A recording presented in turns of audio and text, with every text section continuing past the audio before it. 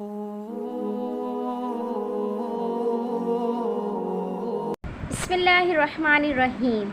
अस्सलामुअलैकुम दोस्तों, आज जो वाक़या मैं आपसे शेयर करने जा रही हूँ ये एक क्लासरूम का वाक़या है, जहाँ टीचर ने बच्चों से कहा कि आज टेस्ट में जो भी बच्चा फ़र्स्ट पोजीशन लेगा इसको गिफ्ट में न्यू शूज़ मिलेंगे। और फिर टीचर ने टेस्ट लिया तो तमाम स्टूडेंट के नंबर एक जैसे ही आए।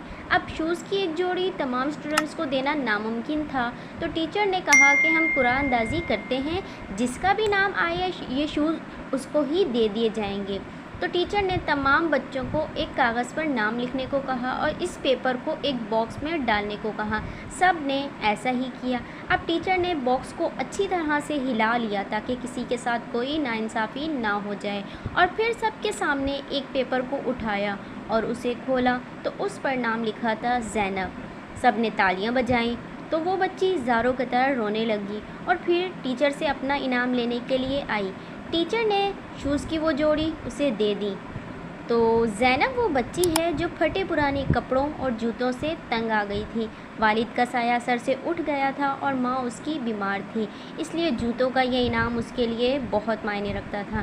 टीचर जब घर गई तो उन्होंने ये वाक़या अपने शौहर को सुनाया और रोने लगी। उनके शौहर ने खुशी का तो इजहार किया और साथ ही रोने की वजह दरियाफ़्त की। तो टीचर ने बताया कि मुझे ज़ैनब से ज़्यादा रोना उन बच्चों पे आ रहा है कि जिन्होंने आज एहसास जैसी इतनी बड़ी नेमत का इजहार किया है, और अपनी बेहिसी पर रोना आ रहा है क्योंकि जब मैंने डब्बे में मौजूद दूसरे तमाम पेपर्स को खोल कर देखा तो उन सब पर एक ही नाम लिखा था, ज़ैनब ज़ैनब ज़ैनब। यानी उन मासूम बच्चों को ज़ैनब के चेहरे पर मौजूद दर्द और लाचारी नज़र आ रही थी और हमें नहीं, जिसका मुझे अफसोस है। आज के इस वाक़े से मुझे अपने टीचर की कही हुई ये बात याद आ गई है कि हमें बच्चों में शुरू ही से सखावत, आपस में चीज़ें बांटना, शेयर करने की आदत डालनी चाहिए, क्योंकि यही तो असल तरबियत होती है। अभी भी हमारे यहाँ कुछ फैमिलीज़ ऐसी हैं जो कि अगर कभी भी कोई भी चीज़ बांटनी हो, शेयर करनी हो तो बच्चों से ये काम करवाते हैं, क्योंकि इससे बच्चों में अपने से गरीब लोगों का इनके अंदर एहसास पैदा होता है और इनके अंदर ज़रूरतमंद को चीज़ें देने की आदत पैदा होती हैं। हम वालिदैन जब बच्चे छोटे होते हैं तो इनको इखलाक, तमीज़ व तहज़ीब सिखा नहीं पाते, और जब बड़े हो जाते हैं तो हमें शिकायत होती हैं कि बच्चे आपस में लड़ते हैं, ज़िद करते हैं, आपस में बहन भाई ही चीज़ें शेयर नहीं करते।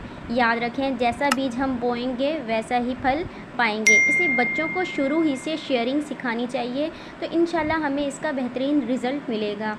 आखिर में मैं बस यही कहना चाहूँगी कि हमें हमेशा ऐसे लोगों की मदद करनी चाहिए जिनका चेहरा सवाल होता है और ज़ुबान बेसवाल होती है।